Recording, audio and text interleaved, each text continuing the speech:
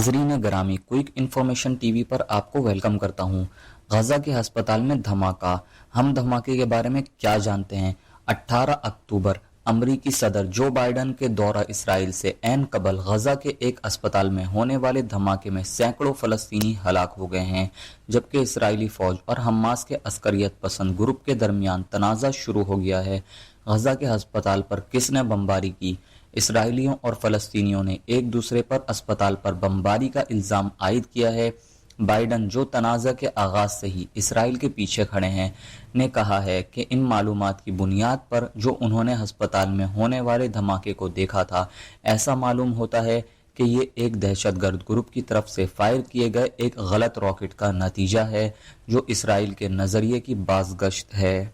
बाज़ मगरबी ममालिक ने इस मरहले पर उंगली उठाए बगैर तहकीकात का मुतालबा किया है, जबकि अरब रियासतों ने इसराइल पर इल्ज़ाम आयद किया है। हम अस्पताल के बारे में क्या जानते हैं?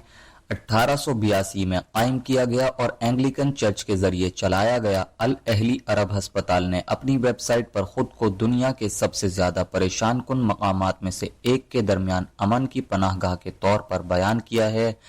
अस्पताल ने कहा कि उसने खिदमात के साथ 80 बिस्तरों की पेशकश की है, जैसे छाती के कैंसर का पता लगाने के लिए एक मुफ्त प्रोग्राम, बुजुर्ग खवातीन के लिए एक मरकज और एक मोबाइल क्लिनिक जो आसपास के शहरों में मुफ्त खिदमात पेश करता है। अस्पताल में कितने लोग थे? अगरचा इसके पास बिस्तरों की तादाद महदूद थी, लेकिन 7 अक्टूबर को हमास के इसराइल पर हमले के जवाब में शुरू किए गए इसराइली फिजाई हमलों के आगाज के बाद से गजा के अस्पताल और दीगर अफराद अपनी सलाहियत से ज्यादा हलाकतों से भरे पड़े हैं। जख्मियों की तादाद में इजाफे से निमटने के साथ साथ लोगों ने पूरे गजा में अस्पतालों के मैदानों में पनाह ली है, और ये मानते हुए कि वो हमलों के खिलाफ महफूज पनाहगाहें हैं।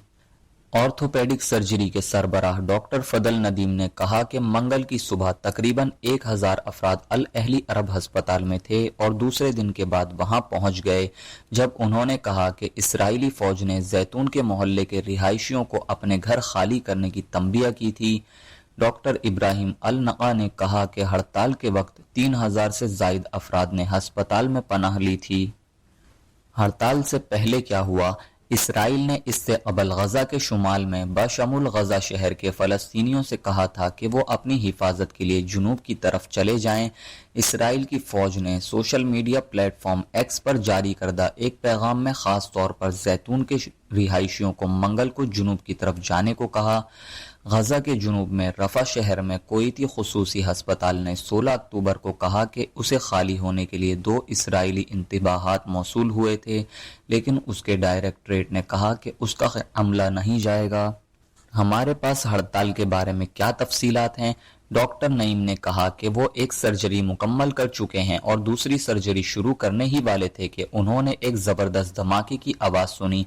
डॉक्टर नका ने बताया कि धमाका शाम 6:30 बजे के करीब हुआ। क्या नुकसान हुआ? खबर रसा के जराये के मुताबिक अस्पताल के अंदर से हासिल की गई फुटेज और तस्वीर में तकरीबन 2 दर्जन तबाहशुदा गाड़ियां उसके ग्राउंड में दिखाई दे रही हैं। वो तबाहशुदा इमारतों में घिरे हुए थे, जिनकी खिड़कियों के शीशे उड़ गए थे। दीवारों और जमीन पर खून के धब्बे थे। फलस्तीनियों ने कहा है कि फलस्तीनी हुक्काम ने इसराइल पर इल्जाम आयद किया है।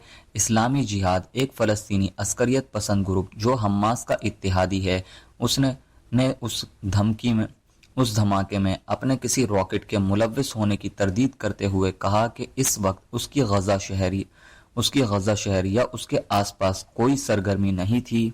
हमास के रहनुमा इस्माइल हुनिया ने कहा कि अमेरिका जिम्मेदार है और कहा कि वाशिंगटन ने इसराइल को अपनी जारिहत का पर्दा दिया है। मगरिबी किनारे में मुकीम फलस्तीनी अथॉरिटी के वजीर सेहत ने उसका इल्जाम इसराइल पर आयद किया, जिसे उसने कत्ले-आम करार दिया। इसराइल ने क्या कहा है?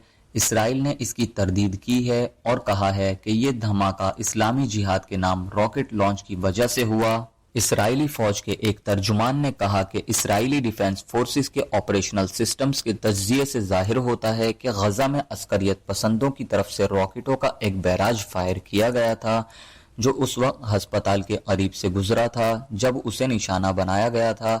ہمارے ہاتھ میں متعدد ذرائع سے حاصل ہونے والی انٹیلیجنس اس بات کی نشاندہی کرتی ہے کہ غزہ میں ہسپتال کو نشانہ بنانے والے ناکام راکٹ کے لیے اسلامی جہاد ذمہ دار ہے۔ ایک فوجی ترجمان نے کہا کہ اسپتال کے آس پاس کی عمارتوں کو کوئی ساختی نقصان نہیں پہنچا اور نہ ہی فضائی حملے کے مطابق کوئی گڑھا ہے۔ ترجمان نے کہا کہ حماس نے ہلاکتوں کی تعداد بڑھا دی ہے اور کہا ہے کہ گروپ اتنی جلدی نہیں جان سکتا کیونکہ اس نے دعویٰ کیا ہے کہ دھماکے کی وجہ کیا ہے۔ فوج نے ایک آڈیو فائل اور اس کا ایک ٹرانسکرپٹ بھی جاری کیا ہے جس میں کہا گیا کہ حماس کے دو عسکریت پسندوں کے درمیان ہونے والی بات چیت کا کہنا ہے کہ اسلامی جہاد کا راکٹ غلط فائر ہوا تھا۔ آزادانہ طور پر مواد کی تصدیق کرنا ممکن نہیں تھا۔ آڈیو میں ترمیم کی گئی تھی بشمول الفاظ اور ناموں کو غیر واضح کرنے کے لیے۔ حماس نے اس آڈیو پر فوری طور پر کوئی تبصرہ نہیں کیا۔ فوج کا کہنا ہے کہ غزہ سے فائر کیے گئے تقریباً 450 راکٹ گزشتہ 11 دنوں میں غزہ کی پٹی میں گر کر تباہ ہوئے۔ اسرائیلی وزیر اعظم بنجامن نیتن یاہو کے ساتھ بات کرتے ہوئے بائیڈن نے کہا، گزشتہ روز غزہ میں ہسپتال میں ہونے والے دھماکے سے مجھے شدید دکھ اور غصہ آیا اور جو کچھ میں نے دیکھا ہے اس کی بنیاد پر ایسا لگتا ہے کہ یہ دوسری ٹیم نے کیا ہے، نہ کہ تم نے۔ اینجلیکن چرچ نے کیا کہا؟ کینٹربری کے آرچ بشپ اور اینگلیکن چرچ کے سربراہ جسٹن ویلبی نے کہا، یہ معصوم جانوں کا ایک خوفناک اور تباہ کن نقصان ہے۔ اہلی ہسپتال کو اینگلیکن چرچ چلاتا ہے۔ میں اپنے بھائیوں اور بہنوں کے ساتھ غمزدہ ہوں۔ میں اس تباہ کن جنگ میں شہریوں کے تحفظ کے لیے اپنی اپیل کی تجدید کرتا ہوں۔ رب خدا رحم کرے۔ خطے میں کیا رد عمل آ رہا ہے؟ اس ہڑتال نے خطے میں عرب حکومتوں اور گروپوں کو بھڑکایا ہے۔